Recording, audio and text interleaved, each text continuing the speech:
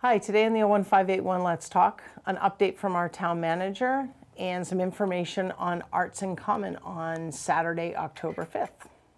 See you on the show.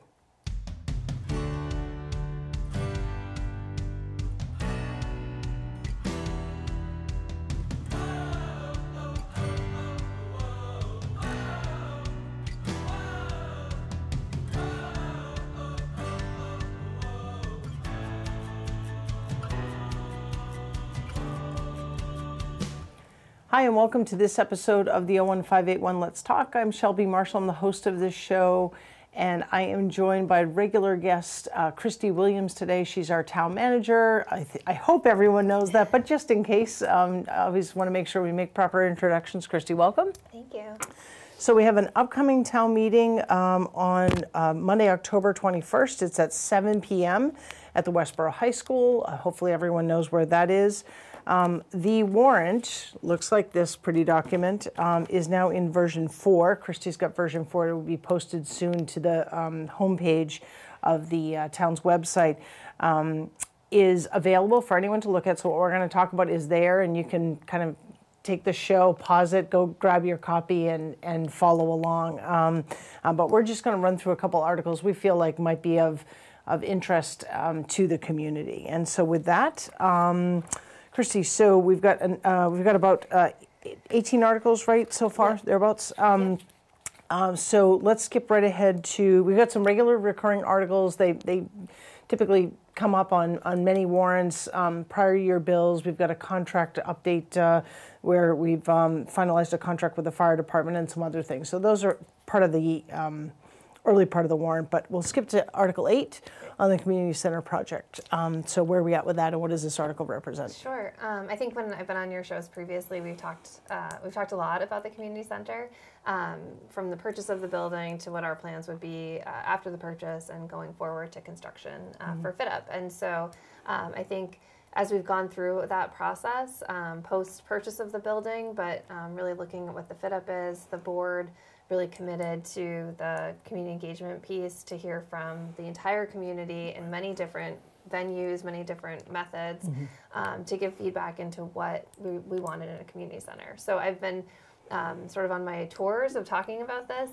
What I keep saying is it's really different from the other municipal building projects that we've done. You know, fire station needs bays for the fire trucks and bays for the ambulance and a kitchen and sleeping quarters. Kind of very prescriptive. Exactly. Like, yep. The community center can really be what we imagine. And it's different in other communities. So even though we've done the work of looking at other communities and their centers, there are not a lot of them. And so so it's really been a lot of strategic visioning, I think, to get to where we are. So ultimately, what the board has decided is to, instead of seeking funding for the entire project at this point, we feel like we need some additional public engagement and some further design. And so that's what Article 8 is. So, so Article 8 is just for design and, of course, our OPM fees, Owner's Project Manager fees, under the community center. So it's just over $1.1 million. And we're, at this point, hoping to use available funds, but we're still sort of working through that, and we'll have that answer soon. And the translation to the taxpayer, when we talk about available funds, what's the impact to the taxpayer? So if we use available funds, then there's no direct impact to your tax bill.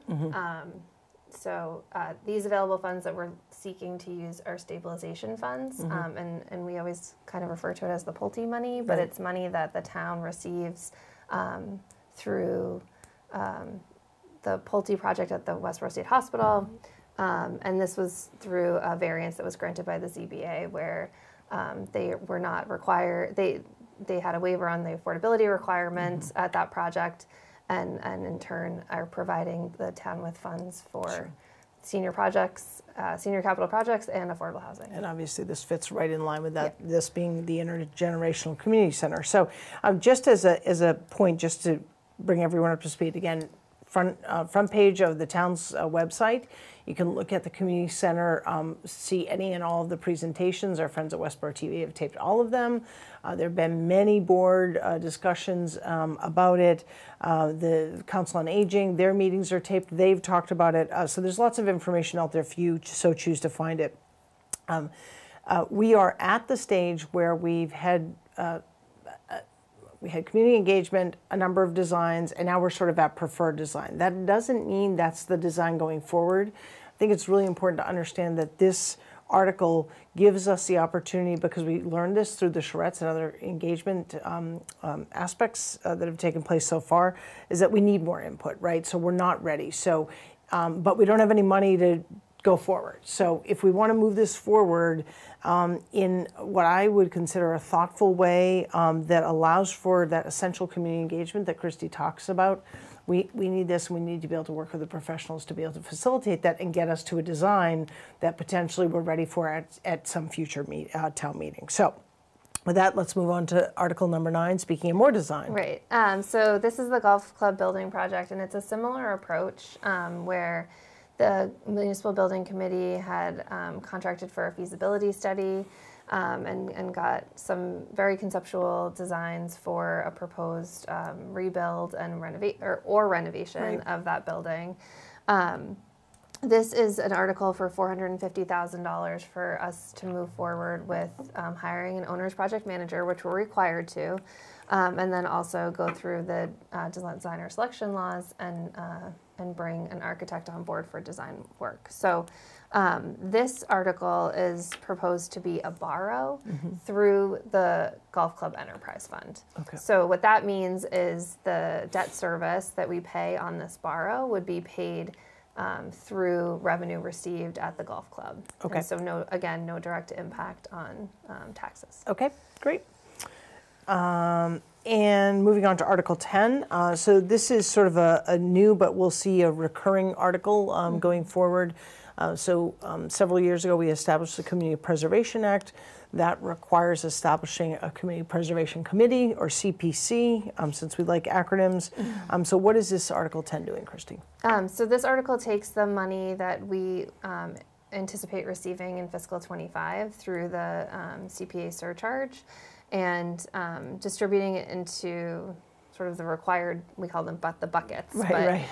So some of that money, 10% of that money is required to go to open space, 10% to housing, 10% to historic resources, and then 5% of that can also be put into administrative expenses, which our CPC is interested in doing in order to fund some support staff. Yep. And so this will typically come up at the annual town meeting, but for fiscal 25, we have it here. Sure. In the fall town meeting. And just for scale, again, it's in the warrant. The amount that we're looking to allocate is just north of $375,000 ballpark, right? Is that correct, Kristi, as I'm looking at this? So you got about $25,000 for the admin and then the other buckets. Is that correct? So it's actually an additional, probably an additional $150,000. Oh, okay. Yeah, okay. because this is the distributed buckets. The distributed buckets. Yeah, Okay. So $400 and just under $500,000. Okay. Yep. Oh, got it. Right there. Right there in the bottom there, the description. Sorry. So I think it's important, just as a reminder. So the 3 buckets for community preservation: open space and recreation, affordable housing, and historic preservation. That's how the CPA money is. That's the only way in which it can be spent. The CPC is responsible for determining how to allocate those funds. Any expenditure of those funds must come before town meeting. So not only will they be presenting their budgets on an annual basis to the town meeting, that is a requirement under the law, but they'll also be coming forward with projects as they deem appropriate. Okay. So they're still getting that figured out in terms of what their process looks like. But yeah, definitely in future town meetings, I would expect recommendations for expenditure of this fund. These funds. Excellent. Okay. So moving on to Article 12, we have the Municipal Prudent Investor Standard. We talked about this at one of our recent select board meetings. Just an update to the public, please. Yep. So just very simply, it's if the town chooses to adopt this provision, erosion, which we are now able to. It's sort of newly available to towns. We're able to invest in funds that we previously were not able to invest in. So it was pretty limited previously in terms of the number of funds that we can invest in, and this really opens that up for us. Yep, absolutely. Gives us some more flexibility around investing, and certainly made sense. I'm not a finance expert, but when it was presented by our director of finance, and I know the board weighed in, they felt that this was a good move to manage our assets and hopefully get better returns. So. Moving on to Article 14, this is a trail easements article. What's this about, please? So this is an easement for 50 Otis Street for trails, and that's something that that we had anticipated in working with the owners at 50 Otis. And so but the select board has to be authorized to enter into those easement agreements. Sure. So. And just real quick background. So easements often come up as particularly around commercial properties. In my experience, that there's an engagement process, obviously, with the planning board, community development, and based on Westborough's, I think, kind of strong history around preservation of open space, including walking trails, certainly on the B-Walt at some point.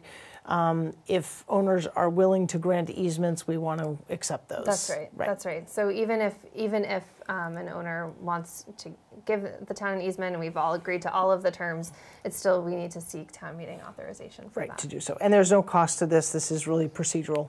Correct. Yep. Okay. Article 15 is amending a general bylaw regarding our storm management bylaw. Now, this doesn't have anything to do with the stormwater utility. That's right. So what is this? That's right. So it's completely different. We actually have a completely separate bylaw that manages the stormwater utility. This really is, we received certain permits from the state related to our stormwater, and we had a requirement to update our bylaw per those permits. And so actually we need to do that by November 1st. So, so the timing of this town meeting is good, and so we're bringing this forward. I know our DPW director and others at DPW have been working with town council to get this drafted and completed. Okay, great, and we'll hear more about that at town meeting. All right, so the next two articles, Articles 16 and 17, are both zoning bylaw changes. So the first one is inclusionary zoning, and what I'll say actually about both of these articles is that the Planning Board and Select Board held a joint meeting on Tuesday, September 3rd. Both of these articles were discussed in depth. If you have any interest in these, I strongly encourage you to go and watch that meeting. Our Director of Planning, Jenny Gingras, and I'm so sorry, I'm trying to think, there was someone else that was presenting that night, but I'm blanking. But it was a great meeting, and it was really informative. I learned a lot, understanding kind of why we're doing this inclusionary zoning.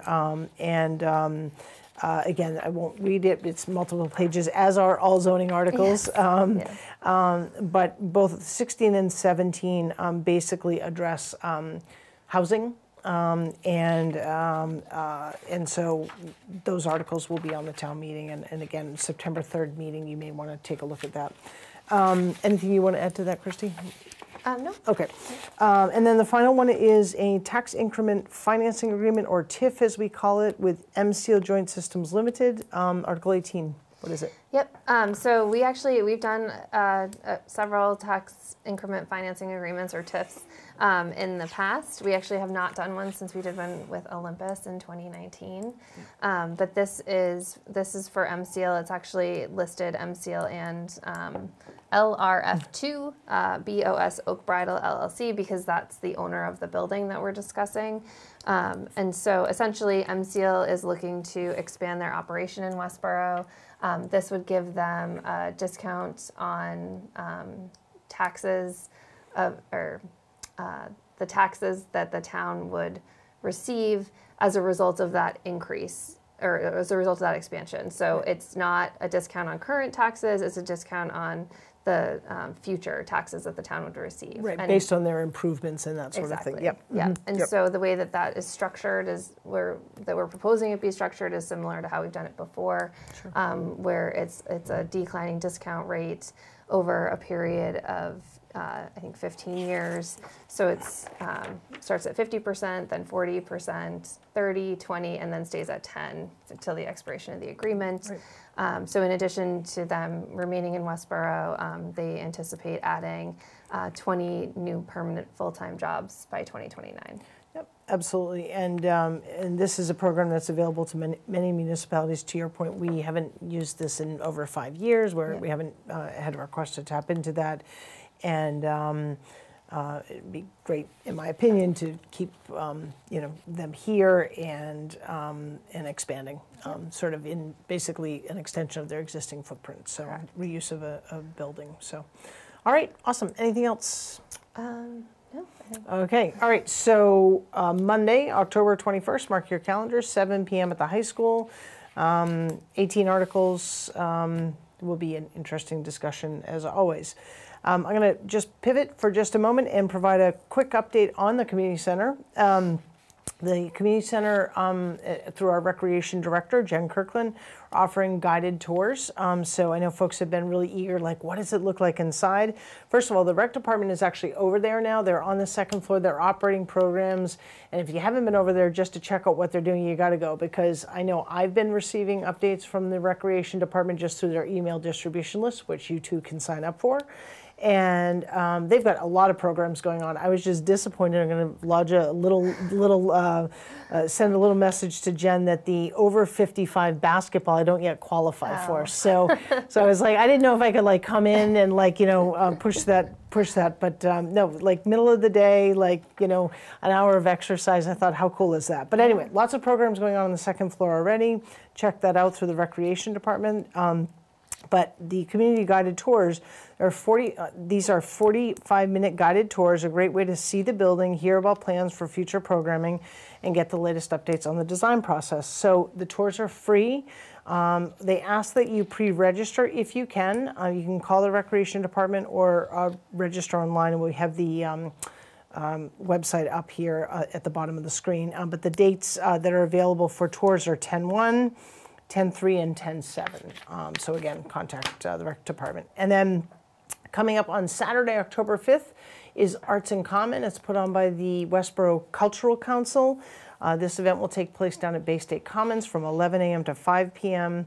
Again, we'll have the at the bottom here, artsincommon.net, where you can find out more information. There's a ton going on this day. I just did a quick printout. There are art activities for kids and not kids, well, I guess anyone really. So there's a petting zoo, there's face painting, there's a cartoonist, there's henna designs, and then there's a whole schedule from 11 a.m. until 5 p.m. of performing arts, and just a whole variety. And of course there will be artisans there selling their items and work, and great time to stock up before the holidays, or maybe a special gift for someone. So Arts in Common, Saturday, October 5th, 11 a.m. to 5 p.m. Hope to see you there. And that wraps it up for this episode of the 01581 Let's Talk. Appreciate you tuning in. Take care of yourself, take care of each other, and have a great day.